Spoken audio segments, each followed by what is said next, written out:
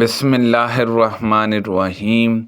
قریش کے ایک قافلے کے ساتھ وہ ان دنوں شام میں مقیم تھے۔ یہ قافلہ اس دور میں جہاں تجارت کی غرض سے آیا تھا، جس میں ان حضرت صلی اللہ علیہ وسلم اور کفار قریش میں باہم صلح ہو چکی تھی۔ صلح حدیبیہ۔ ابو سفیان نے کہا کہ قیصر کے آدمی کی ہم سے شام کے ایک مقام پر ملاقات ہوئی اور وہ مجھے اور میرے ساتھیوں کو اپنے ساتھ قیصر کے دربار میں بیت المقدس لے کر چلا گیا۔ پھر جب ہم حجہ بیت المقدس پہنچے تو قیصر کے دربار میں ہماری بازیابی ہوئی۔ اس وقت قیصر دربار میں بیٹھا ہوا تھا، اس کے سر پر تاج تھا، روم کے امراء اس کے ارد گرد تھے۔ اس نے اپنے ترجمان سے کہا کہ ان سے پوچھو کہ جنہوں نے ان کی جہاں نبوت کا دعویٰ کیا ہے، نسب کے اعتبار سے ان سے قریب ان میں سے کون شخص ہے؟ ابو سفیان نے بیان کیا کہ میں نے کہا میں نسب کے اعتبار سے ان کے زیادہ قریب ہوں۔ قیصر نے پوچھا تمہاری اور ان کی قربت کیا ہے؟ میں نے کہا رشتے میں وہ میرے چاچا زاد بھائی ہیں۔ اتفاق تھا کہ اس مرتبہ قافلے میں میرے سوا بنی عبد المناف کا ایک اور آدمی موجود نہیں تھا۔ قیصر نے کہا کہ اس شخص ابو سفیان رضی اللہ عنہ کو مجھ سے قریب کر دو، اور جو لوگ میرے ساتھ تھے اس کے حکم سے میرے پیچھے قریب میں کھڑے کر دیے گئے۔ اس کے بعد اس نے اپنے ترجمان سے کہا کہ اس شخص ابو سفیان کے ساتھیوں سے کہہ دو کہ ان سے میں ان صحاب کے بارے میں پوچھوں گا جو نبی ہونے کے مدعی ہیں۔ اگر یہ ان کے بارے میں کوئی جھوٹ بات کہے تو فوراً ان کی تکذیب کر دو۔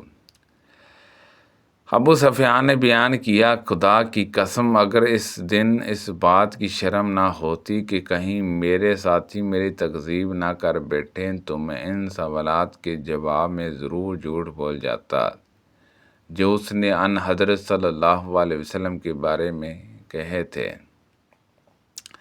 لیکن مجھے تو اس کا خطرہ لاحق رہا کہ کہیں میرے ساتھی میری تکذیب نہ کر دیں، اس لیے میں نے سچائی سے کام لیا۔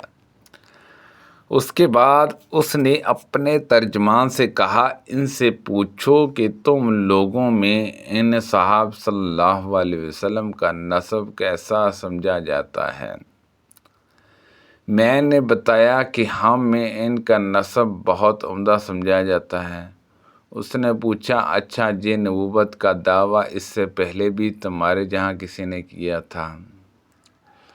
میں نے کہا کہ نہیں۔ اس نے پوچھا کیا اس دعوے سے پہلے ان پر کوئی جھوٹ کا الزام تھا؟ میں نے کہا کہ نہیں۔ اس نے پوچھا ان کے باپ دادوں میں کوئی بادشاہ گزرا ہے؟ میں نے کہا کہ نہیں۔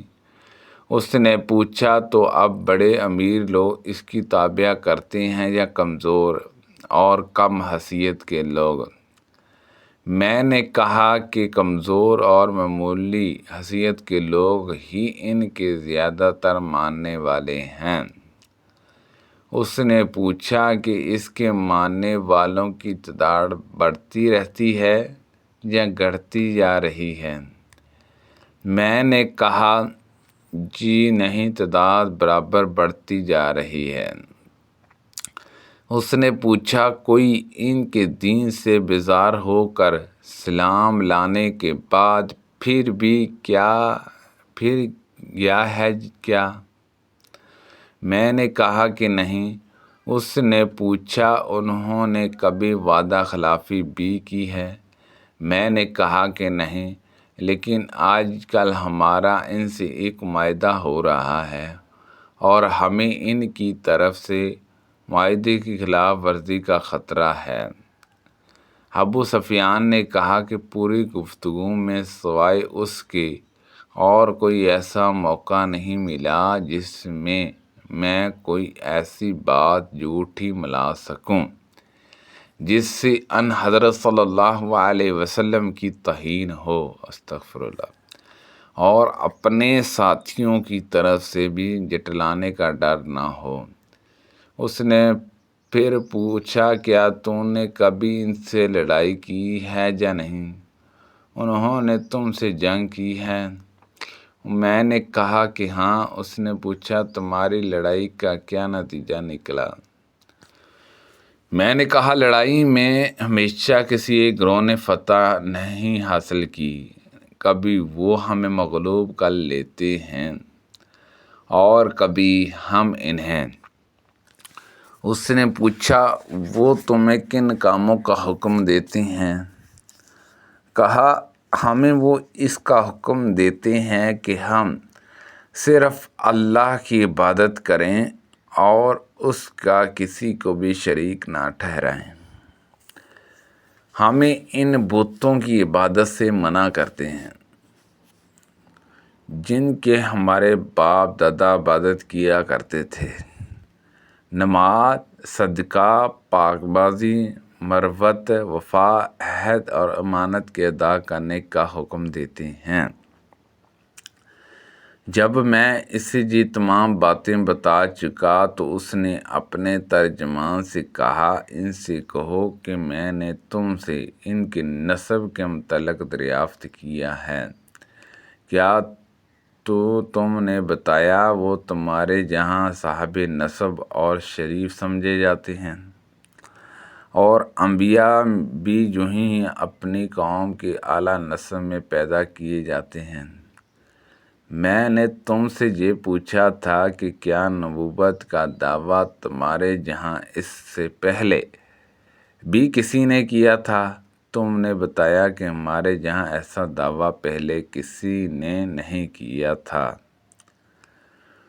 اس سے میں یہ سمجھا کہ اگر اس سے پہلے تمہارے جہاں کسی نے نبوت کا دعویٰ کیا ہوتا تو میں یہ بھی کہہ سکتا تھا کہ یہ صاحب بھی اسی دعوے کی نقل کر رہے ہیں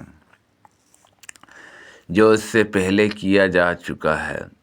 میں نے تم سے دریافت کیا کہ کیا تم نے دعویٰ نبوت سے پہلے کبھی ان کی طرف جھوٹ منسوخ کیا تھا؟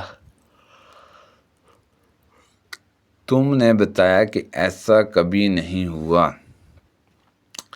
اس سے میں اس نتیجے پر پہنچا کہ یہ ممکن نہیں کہ ایک شخص جو لوگوں کے متعلق کبھی جھوٹ نہ بول سکا ہو، وہ اللہ کے متعلق جھوٹ بول دے۔ میں نے تم سے دریافت کیا کہ ان کے باپ دادوں میں کوئی بادشاہ تھا؟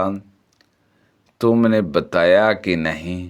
میں نے اس سے یہ فیصلہ کیا کہ اگر ان کے باپ دادوں میں کوئی بادشاہ گزرا ہوتا تو میں یہ بھی کہہ سکتا تھا کہ نبوت کا دعویٰ کر کے وہ اپنے باپ دادوں کی سلطنت حاصل کرنا چاہتے تھے۔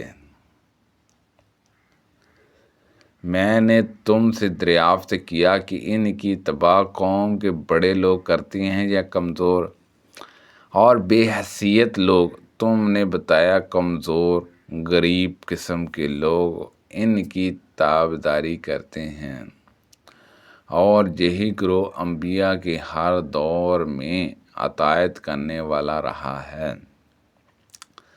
میں نے تم سے پوچھا کہ ان تابعداروں کی تعداد بڑھتی رہتی ہے یا گھٹتی بھی ہے؟ تم نے بتایا کہ وہ لوگ برابر بڑھ رہی ہے۔ ایمان کا بھی یہی حال ہے جہاں تک کہ وہ مکمل ہو جائے۔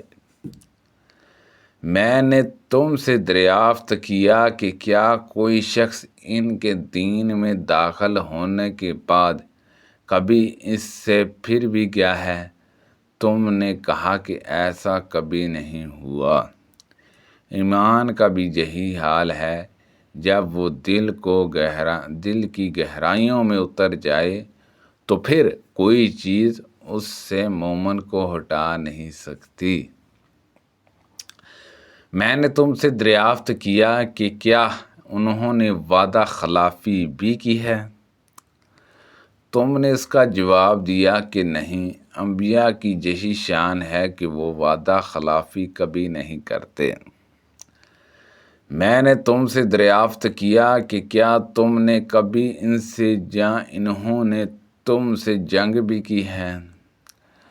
تم نے بتایا کہ ایسا ہوا ہے، اور تمہاری لڑائیوں کا نتیجہ ہمیشہ کسی ایک کے حق میں نہیں کیا، بلکہ کبھی تم مغلوب ہوئے اور کبھی وہ۔ انبیاء کے ساتھ بھی ایسا ہی ہوتا ہے، وہ امتحان میں ڈالے جاتے ہیں لیکن انجام انہی کا بہتر ہوتا ہے۔ میں نے تم سے دریافت کیا کہ وہ تم کو کن کاموں کا حکم دیتے ہیں؟ تم نے بتایا کہ وہ ہمیں اس کا حکم دیتے ہیں کہ اللہ کی عبادت کرو اور اس کے ساتھ کسی کو شریک نہ ٹھہراؤ، اور تمہیں تمہارے ان معبودوں کی عبادت سے منع کرتے ہیں جن کی تمہارے باپ دادا عبادت کیا کرتے تھے۔ تمہیں وہ نماز، صدقہ، پاک بازی، وعدہ وفائی اور اداء امانت کا حکم دیتے ہیں۔ اس نے کہا کہ ایک نبی کی یہی صفت ہے، میری بھی علم میں یہی بات تھی کہ وہ نبی مبعوث ہونے والے ہیں، لیکن یہ خیال نہ تھا کہ تم میں سے وہ مبعوث ہوں گے۔ جو باتیں تم نے بتائی ہیں اگر وہ صحیح ہیں تو وہ دن بہت قریب ہے جب وہ اس جگہ پر حکمران ہوں گے جہاں اس وقت میرے دونوں قدم موجود ہیں۔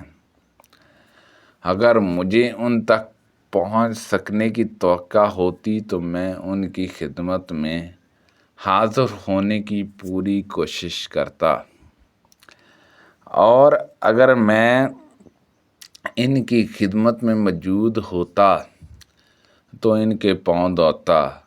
ابو سفیان نے بیان کیا کہ اس کے بعد قیصر نے رسول اللہ صلی اللہ علیہ وسلم کا نام مبارک طلب کیا، اور وہ اس کے سامنے پڑ گیا۔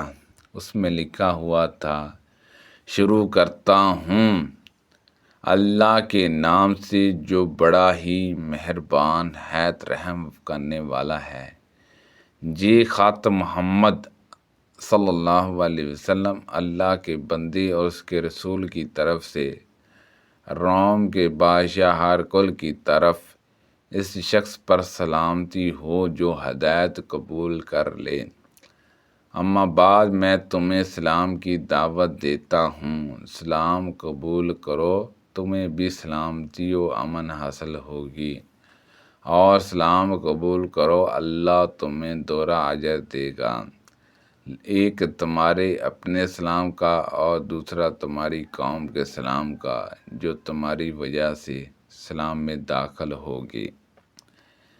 لیکن اگر تم نے اس دعوت سے منہ موڑ لیا تو تمہاری رائے کا گناہ بھی تم پر ہوگا، اور اہل کتاب ایک ایسے کلمے پر آ کر ہم سے مل جاؤ جو ہمارے اور تمہارے دین درمیان ایک ہی ہے، جی کہ ہم اللہ کے سوا اور کسی کی عبادت نہ کریں، نہ اس کے ساتھ کسی کو شریک ٹھہرائیں، اور نہ ہم میں سے کوئی اللہ کو چھوڑ کر آپس میں ایک دوسرے کو پروردگار بنائیں۔ اب بھی اگر تم منہ موڑتے ہو تو اس کا اقرار کر لو کہ اللہ تعالیٰ کے واقعی فرمان بردار ہم ہی ہیں۔ ابو سفیان نے بیان کیا کہ جب ہرقل اپنی بات پوری کر چکا تو روم کے سردار اس کے ارد گرد جمع ہو گئے۔ سب ایک ساتھ چیخنے لگے اور شور و غل بہت بڑھ گیا۔ مجھے کچھ بات پتہ نہ چلی کہ یہ لوگ کیا کہہ رہے تھے۔ پھر ہمیں حکم دیا گیا اور ہم وہاں سے نکل دیے گئے۔ جب میں اپنے ساتھیوں کے ساتھ وہاں سے چلا آیا اور ان کے ساتھ تنہائی ہوئی تو میں نے کہا کہ ابن ابی کبشہ مراد حضور اکرم صلی اللہ علیہ وسلم سے ہے، کا معاملہ بہت آگے بڑھ چکا ہے۔ بنوالا صفر رومیوں کا بادشاہ بھی اس سے ڈرتا ہے۔ ابو سفیان نے بیان کیا کہ اللہ کی قسم مجھے اسی دن سے اپنی ذلت کا یقین ہو گیا تھا، اور برابر اس بات کا بھی یقین رہا کہ ان حضرت صلی اللہ علیہ وسلم ضرور غالب ہوں گے، جہاں تک کہ اللہ تعالیٰ نے ہمارے دل میں بھی اسلام داخل کر دیا، حالانکہ پہلے میں اسلام کو برا جانتا تھا۔ سبحان اللہ عز و جل۔ اللہ پاک سے دعا ہے کہ اللہ پاک ان حدیثوں پر عمل کرنے کی توفیق عطا فرمائے۔ اللہ پاک ہم سب کو صحت و تندرستی عطا فرمائے، صدقہ جاریہ سے دوسرے لوگوں تک زیادہ سے زیادہ شیئر کیجیے، آمین بجاہ النبی الامین صلی اللہ علیہ وسلم۔